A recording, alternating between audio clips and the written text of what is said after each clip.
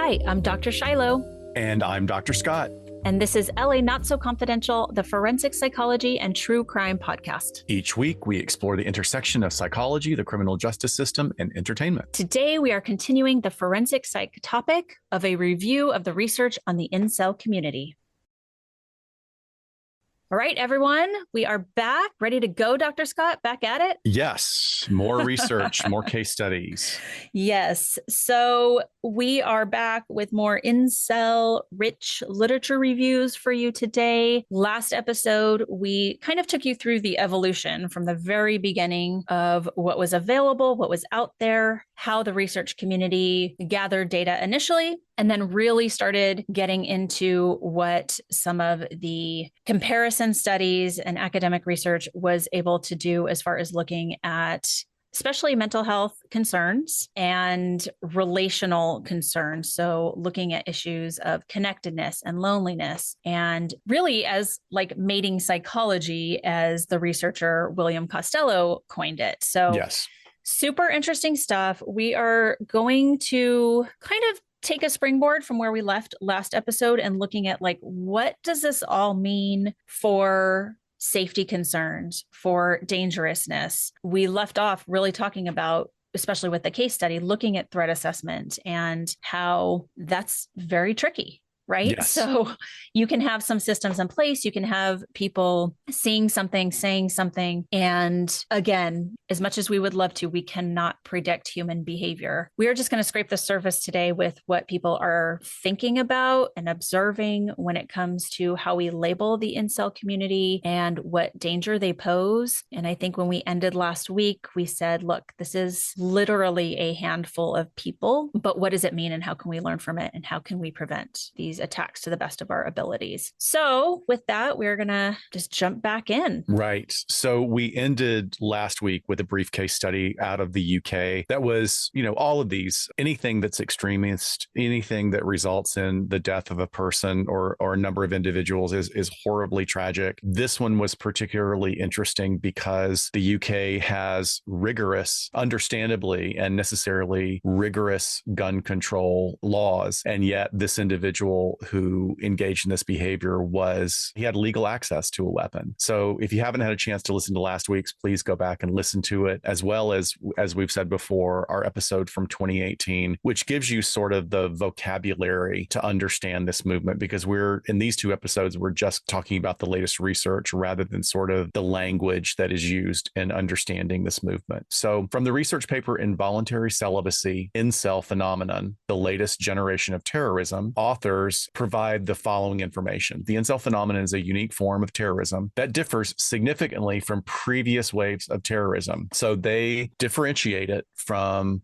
anarchism, anti-colonialism, left-wing extremism, and religious attempts at extremism. So unlike these well-understood forms of terrorism, the incel phenomenon is generally characterized by this very, very distinct and separate ideology that bears no resemblance to any of the ones before. Additionally, this paper reveals and asserts that the incel phenomenon is the only form of terrorism that does not directly target the state entity. Very interesting. I think that there's probably some overlap in ideology and extreme belief systems. Oh, yeah. But it is very distinctly carved out here as the only form of terrorism that doesn't directly target the state. Very important for any efforts at threat assessment. Of course, there's going to be academics who disagree, which we love disagreement because disagreement leads to more conversation. So authors Ryan, Dury, Smith, and Zimmerman will point out that the U.S. State Department's definition of terrorism includes, quote, premeditated, politically motivated violence perpetrated against non-combatant targets by subnational groups or clandestine agents. So really, incel violence can meet all of these criteria in spite of the fact that incels have not yet formed organized violent groups or cells that have been revealed. I'll just say that we know of. Yeah. So already we're seeing kind of a smattering of different opinions about definition of what terrorist organizations or cells can be and whether or not people from a variety of backgrounds, we're looking at mostly like government researchers up to this point, of how they feel that incels fit into into that or not? So they go on to say that it's very crucial that you recognize incel attacks as a form of terrorism and that necessary steps are taken to explore that underlying ideology that's going to be the driver of this violent extremism. And then they go on to say that by doing so, they can work towards preventing future attacks and protecting innocent civilians from harm. So our colleague Nama Cates really explored this controversial ideology known within the incel community as black pill. And she noted that the term itself is misleading because there's really no absolutely clear ideological pursuit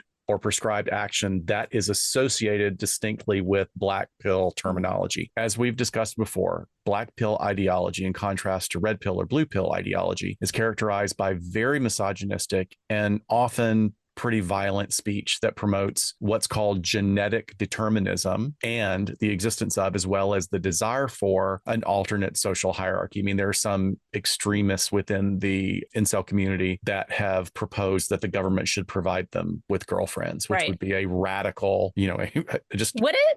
No, I'm just kidding. You don't say. Really? I know I think for our listeners, that's probably would be considered radical. Maybe for some it isn't.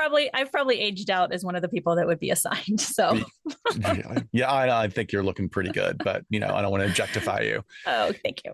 But there's the belief then that the current hierarchy is against us, and then we need to reestablish hierarchy in a form that suits us as well. So it's very clear that feminism and modernity is very often targeted by incels. So going back to what they would consider a more traditional gender roles, which is really hilarious because as anthropologists will tell you, it's like that's actually never really been a thing. Like yes, there have been periods where gender roles have been very strictly defined, but there's just as many examples throughout cultures around the world where that's not so much been the case. In terms of violent attacks, Nama points out the attackers often engage with the incel community online, but that the majority do not strongly support that violent rhetoric of the black pill ideology. Rather, they will share some similar grievances and they may have a stronger correlation with other mass murder events like the Columbine shootings. So despite the unhealthy and violent nature of these forums, Nama argues that the threat posed by the incel community is often really exaggerated, and it's exaggerated by media. And then she goes on to emphasize that there's no online to offline coordination within the community. When I read that, I thought that just was so fascinating because like when you read something that's new, that's been introduced, it makes you immediately go back and look at all the existing research. And that is an incredibly important point to make, that there's no online to offline coordination within the community, and that so far there's been no pursuit of an actual revolutionary agenda. So that goes back to our earlier point about attacks against the state, right? Yep. So instead, the community primarily exists as a network for socially isolated individuals. Nama goes on to state that the positive avenues of inclusion for the incel community should be examined and pursued, rather than taking a continuous tact of demonizing and further marginalizing this community that already feels that they are victimized. She makes a really great point that misogyny has always had a significant overlap within the ideology of those who feel socially isolated and those that are found to be violent individuals, and that this should be taken into account when trying to understand these types of attacks. I just need to take a moment and talk about what a girl academic brain crush I have on Nama, because I get it. This is, you guys, this is a woman who started a podcast with this very niche interest that was able to break through and still creates content. She started a little bit after we did. Yeah. And has now been published in more academic journals than I have in the last few years. And I'm just like, not only the study we cited last week where she teamed up with these organizations and researchers, but this paper that we're citing from is just her. And it's almost an opinion piece, but it's in an academic journal, and it's everything she's learned and her opinions based on that. And I think it's amazing. I think we should have her on a live stream just to talk about like what she thinks about all of this and how it's gone for her. I mean, what a wild story. I think it's incredibly impressive, and I'm humbled by it, because here's someone who comes from, she certainly has an academic background and a fine arts background. I would go as far as to opine myself that Nama's background in the arts made her absolutely perfect for creating what we would call therapeutic alliance with these individuals in order to really get them to open up. And I think we have to say, like, you and I are in the position where we have to call it that she is giving her opinion. But the only difference is she doesn't have a bunch of letters after her name. She's self-educated in all of this research. And I just give enormous props for that. I just think it's amazing. Well, Nama, we're giving you an honorary doctorate from LA Not So Confidential University. Yes, absolutely.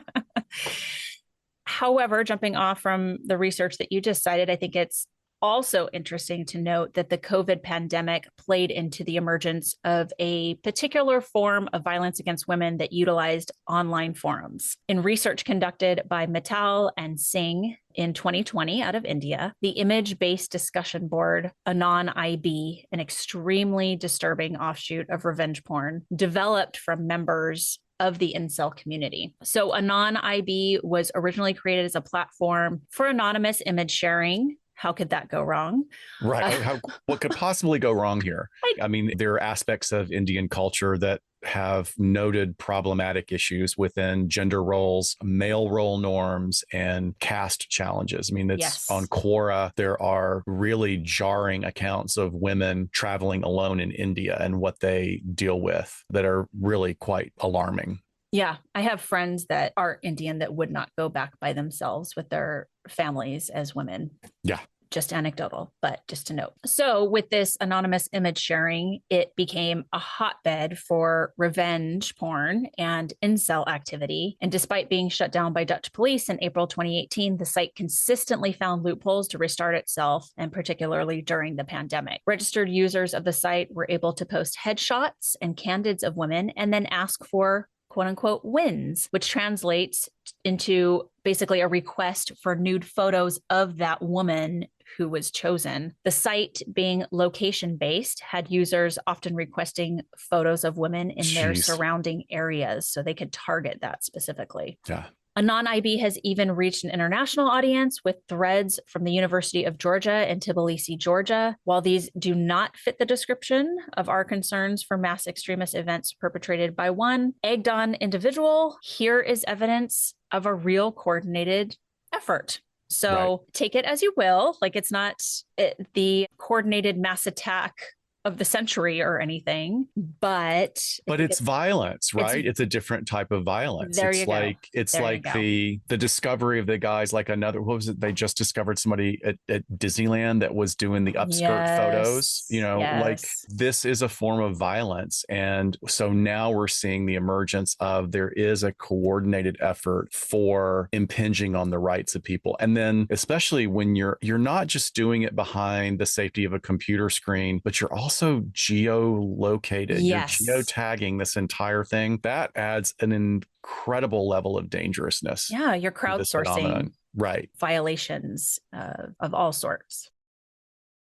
So Toronto researcher Alex Painter, in his paper, rather directly titled "Incel Violence, Misogynists Are a Special Kind of Stupid," he takes, I love the two cheeky titles that we've had today. It's pretty great. I saw this. When I pulled this, I was like, there's no way my dissertation chair would let me title something that. I know. Well, it's a paper, so we don't know. It might have been, something, not dissertation, but he takes an exploratory approach into his understanding and also his interpretations of the motivations for violence that is perpetrated by this extremely small subgroup of the incel community. And he focused on three aggregates, which are, again, wonderfully thought out. He points out that cognitive evolution and the popular incel methodology of citing or referring to Darwinian sexual selection and natural selection is used often as justification for their actions. So that's very important to note. And then that there is a possible link between incel violence and white supremacist violence, very problematic. Yeah.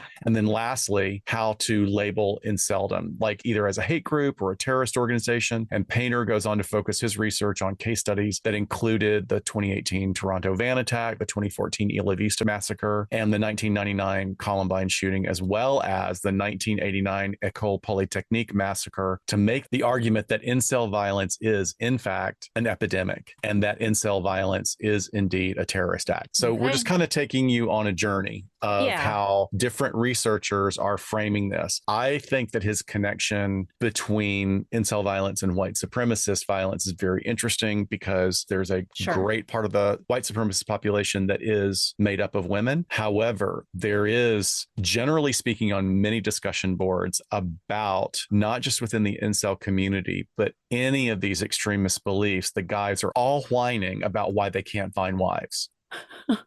Shocking.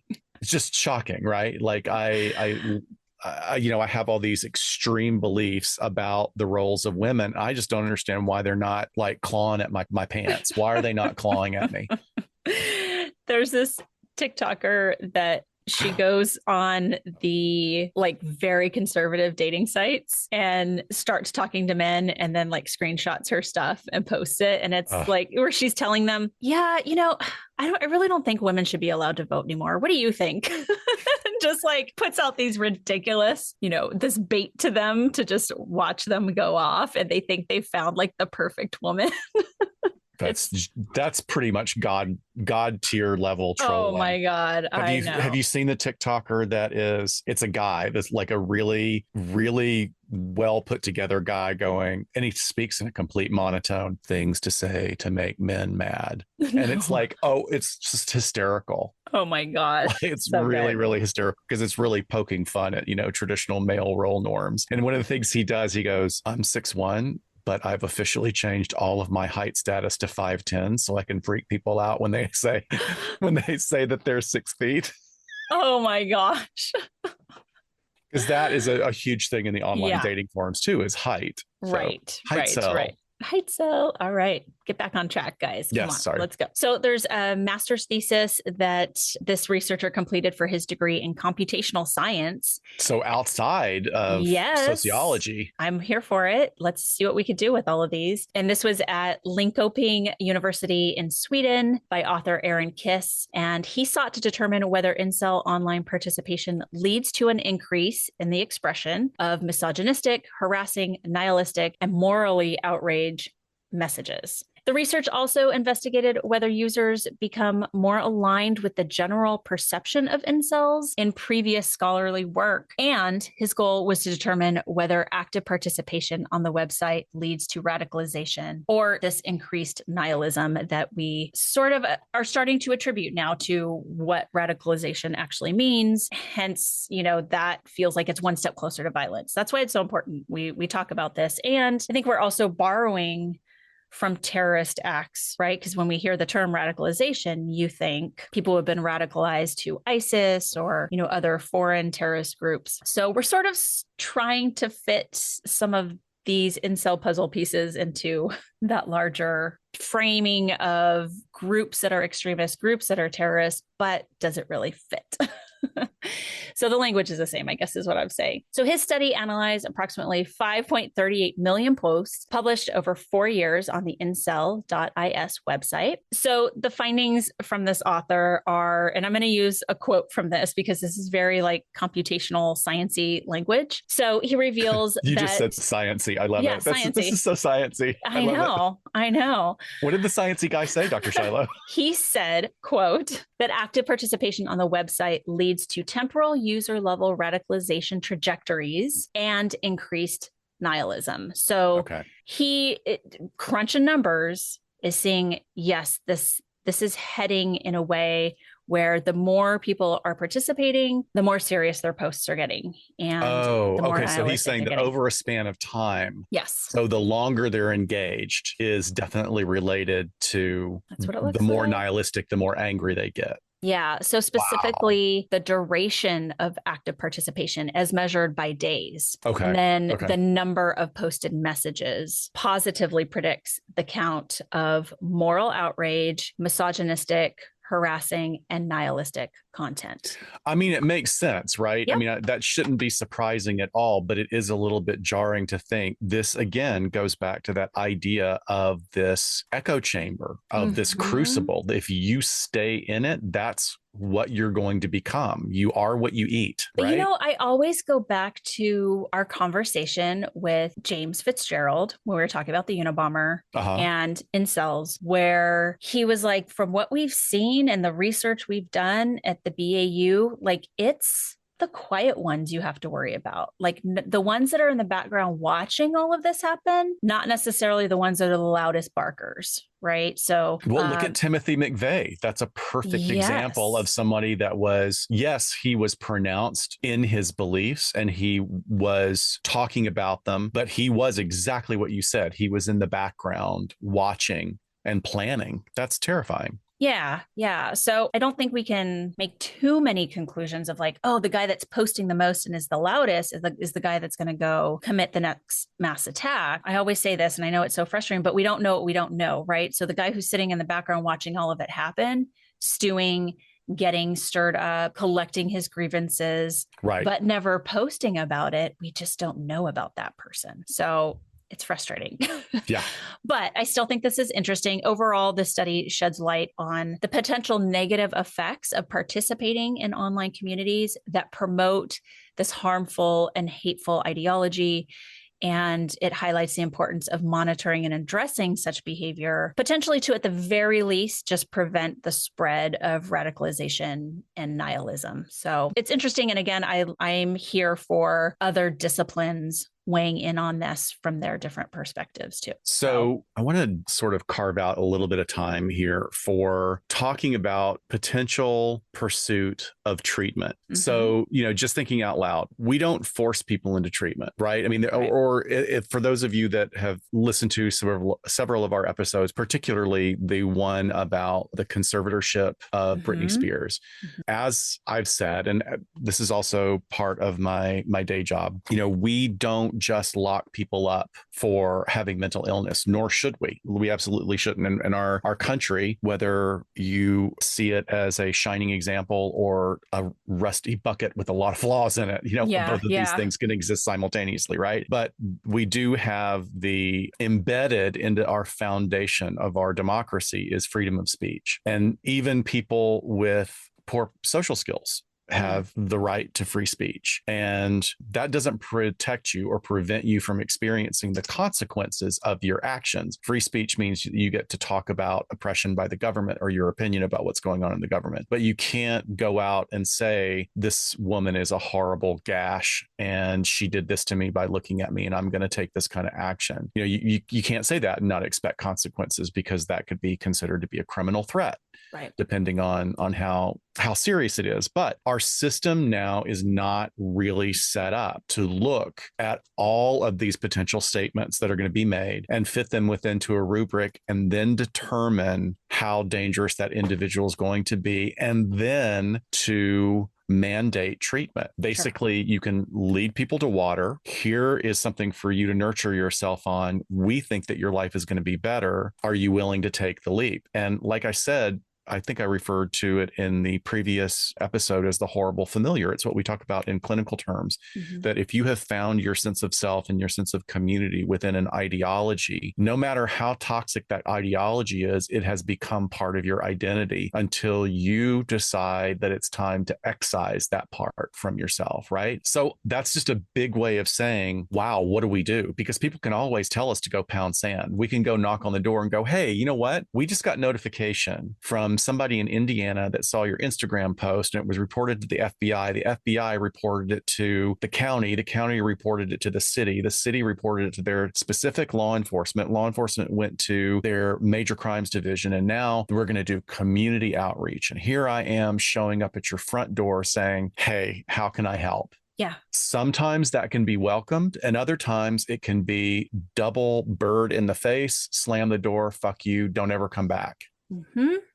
That's the reality of many of these cases. It is. It certainly is. And thank you for laying that out, because I think we can have all these preconceived notions of what it should look like and how the systems should be perfect and play out, especially as we consider more ways to implement mental health into Yeah. some of these traditionally like law enforcement systems. But I think when you said you can lead a horse to water, it struck me that look at the I work think that I said, I completely messed up that metaphor and said you could lead a person to water. And then I tried to fix it. So oh, did sorry, you? folks. Yeah. Oh, But yes, okay. Well, we're going to that's what go I with what heard. Shiloh says. It's like you can lead a horse to water. You can lead a horse or a person to water, whatever. We get You the can lead analogy. Scott to water. But he prefers mimosas. But he will drink it because he wants to stay hydrated and retain his youthful glow. There you Jesus. go. Here we go. So I think about the work you and I did in sex offender treatment. And Oof, yeah. there's a case where you can mandate people that are legally bound to go to treatment as part of being on parole. They can go back to prison Because they committed a crime. because they committed a crime. Right, Yes. right. This is totally after the fact. So, yes, apples and oranges, but there they are. And we can only work with what they give us, right? Still in that Even room. within mandated treatment. Yes. You can only work with what you're given. Right. So we've had those clients that are, if they could give us double middle fingers, they would, but instead they just sit there with their lips sealed and we can look at the documents about their offense and their behaviors and maybe some statements they made in the past. But if they're not in the moment giving us the thoughts in their head, so we know which way to help work with them to reduce recidivism, we kind of got nothing. We can talk at them and maybe it's sinking in, but they're not going to make any big strides in therapy. So hence the challenges and the challenges specific to forensic psychology and treatment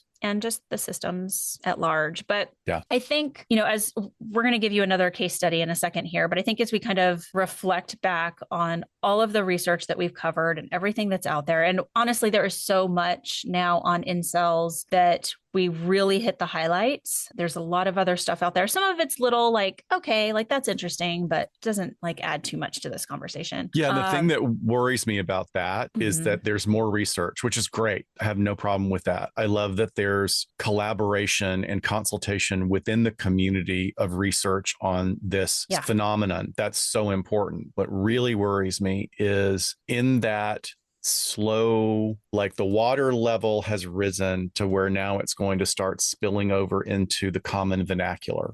And people start making assumptions. Like it's sort of like the mental health TikTok phenomenon where people are logging on and saying, did you know that 30% of and I love I think she may be Eastern European, the psychologist that jumps on and goes, no. Oh my God, she's the best. I love her. Good. We She's love like, her. come at me.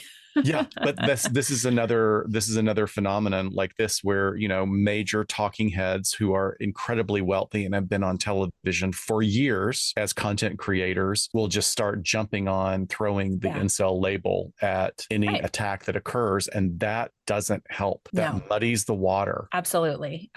So I think where I'm at currently with what data we have is I find that when we look at the individuals in the incel community or who identify as incel who do act out violently, I certainly put them more in the category of what we're dealing with, like with our school shooters and with our other mass attackers, right? Rather than the camp, organized extremist groups. So going back to what you were saying, treatment wise, what does this mean? It means earlier intervention, looking at these signs, making sure these threat management and assessment teams are in place. But that gets tricky when people are outside of school and outside of a workplace, because other than like you're kind of it, like if it's just the random person that doesn't have a system around them or an environment around them, it always comes down to someone in their world has to notice something and has to report it. Right. And then it will trigger someone like you to go out there and follow up. But yeah, I certainly think, when we look at mass attackers, we got to look at everyone's motives.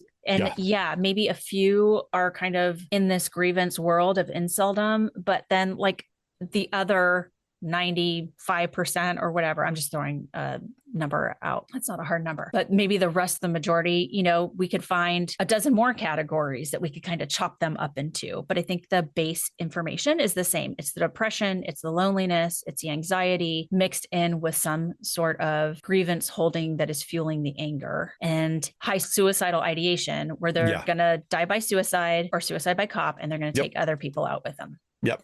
We talk about that fluidity between suicidality and homicidality. That's always a huge danger marker right there. Yeah. So the research isn't perfect. It's sort of exactly where I would expect it to be right now in this evolution of kind of the larger world, even knowing what the hell an incel is. So academic work is always playing catch up, right? Yes.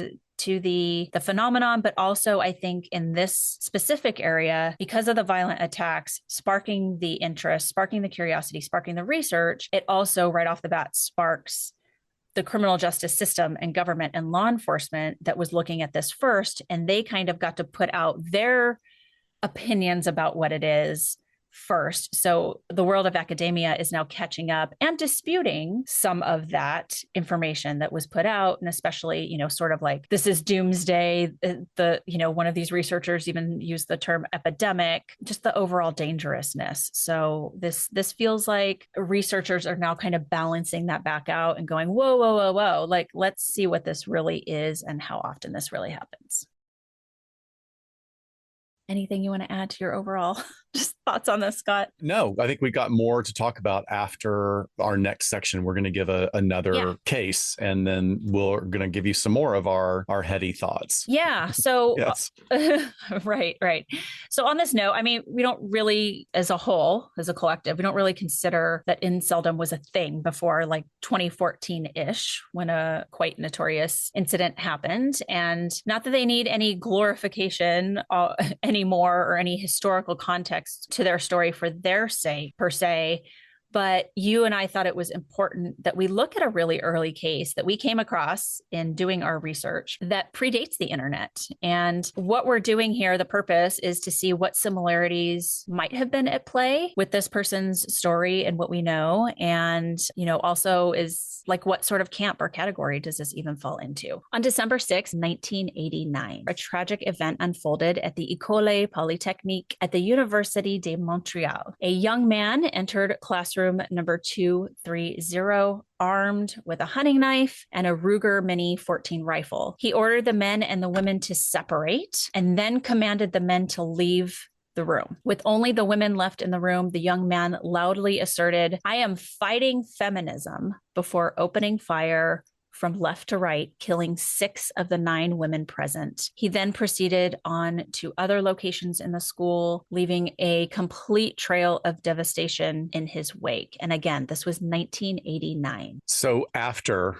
an incredibly long 20-minute rampage, the attacker had successfully shot 27 people, resulting in the death of 14 of those victims, all of whom were women. At this point, the attacker turned the gun on himself, muttering, "Oh shit," and then pulling the trigger. This horrific event went on to be known as the Montreal Massacre, which was the deadliest shooting in Canadian history until April 2020, when a gunman in Nova Scotia perpetrated 16 attacks over a 13-hour killing spree. Horrible in itself. Mia Bloom, who is a professor at Georgia State University, has written extensively on this in a really wonderful paper that you can find in our show notes. And she asserts that if the attack had happened today, the attacker would have been considered an incel. And while his motives may never be fully understood, his actions serve as a real reminder of the strong danger of misogyny and the need to continue efforts to combat gender-based violence. What we do know about him, without giving his name, is that he was born the son of a Canadian nurse and an Algerian father who was a businessman. His father was noted to engage in intimate partner violence towards his wife. He was known to be very contemptuous of women, and he basically abandoned the attacker and his mother when the attacker was age 7.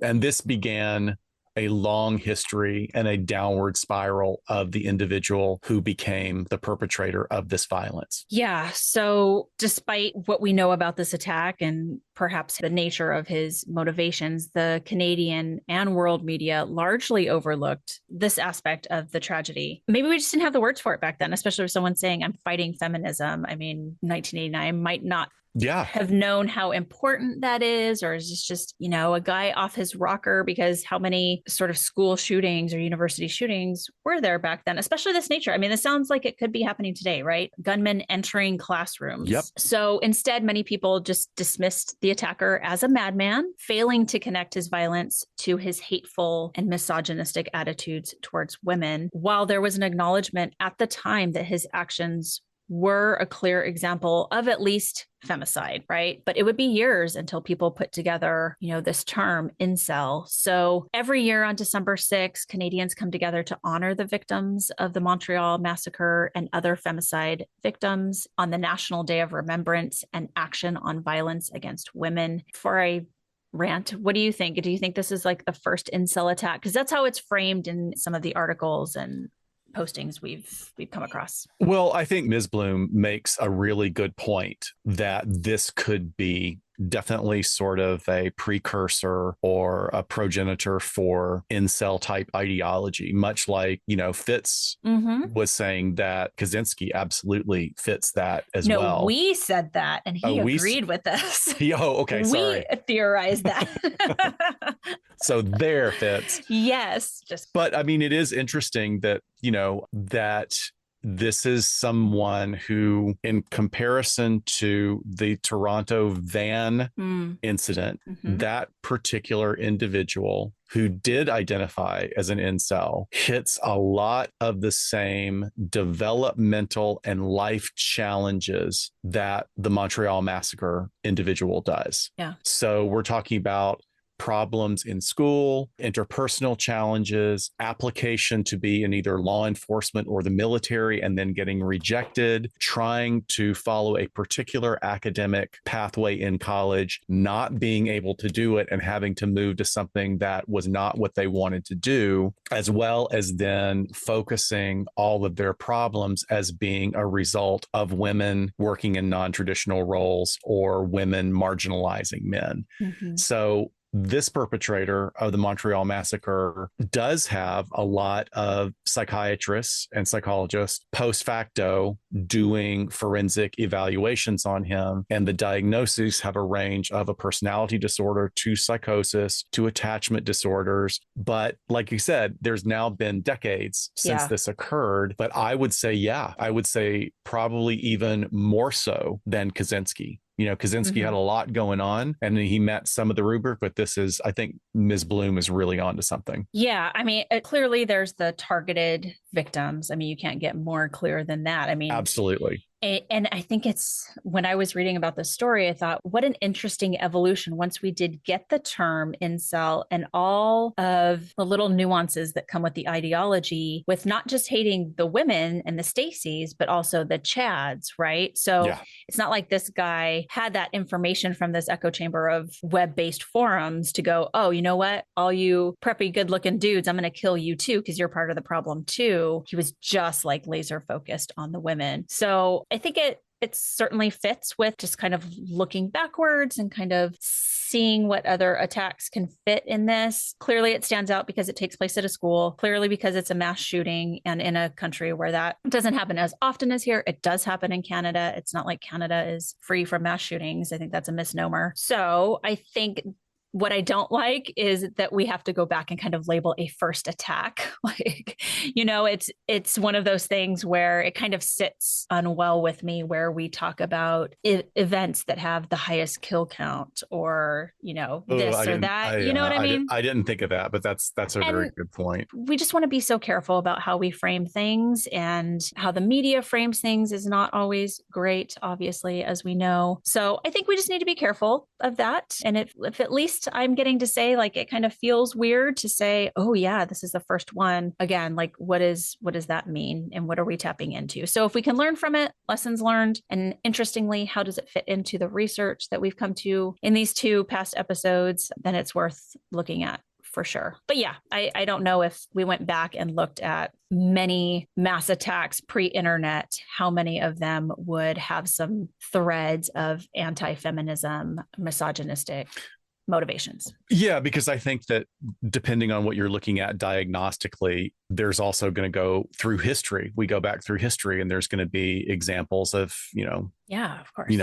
Very extremist thinking that focuses on whatever is the easiest target, and that might be women. But we don't know. We won't have enough data to know if that person had interpersonal challenges or Yeah, or the we other don't need things to that get are crazy and be like, oh, the Salem witch trials was the first incel attack. right. Exactly. Although, Ooh, no. if somebody wants to write a dissertation on that, I will Stop read the it. shit out of that. I would love that. That would be very cool. But you have to take me to Salem, Massachusetts to do the research with you. Right. Yes.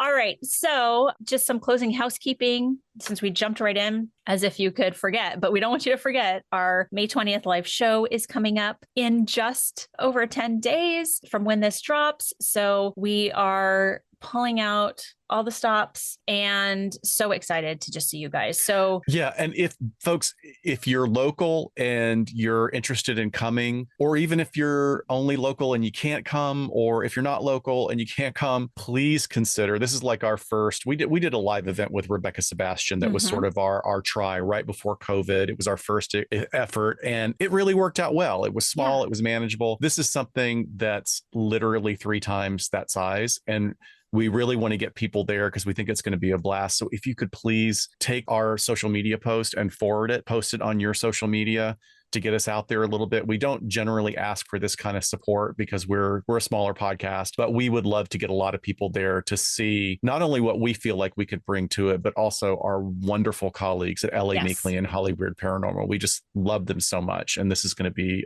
we're just going to have a blast. Well, and, we are so grateful to the Heritage Square Museum and a good portion of this profit is going to go straight back to the museum. So Scott and I, the podcast, are regular donators to the museum. They have just been so kind and treated us so well. And, we feel like Corey, their executive director, is part of our family. She's part of our Patreon family. Yeah. But she's also been a wonderful mentor to my daughter and is just a lovely, lovely person that loves history, loves Los Angeles, loves preservation. And we couldn't think of a better way for our money to go back into our community, with this being an LA-based and highlighting LA-based podcasts. So super excited. Go to Eventbrite. You can either search LA Not So Confidential, because that's who's hosting it, or you can look up the title, which is Macabre Mansions and Haunted History, and you should be able to find the tickets. The links will be in the show notes. And then, of course, we'll be seeing you guys in London soon as well. So not only will we be presenting on the main stage at CrimeCon UK, of course, we'll have our booth, but Friday,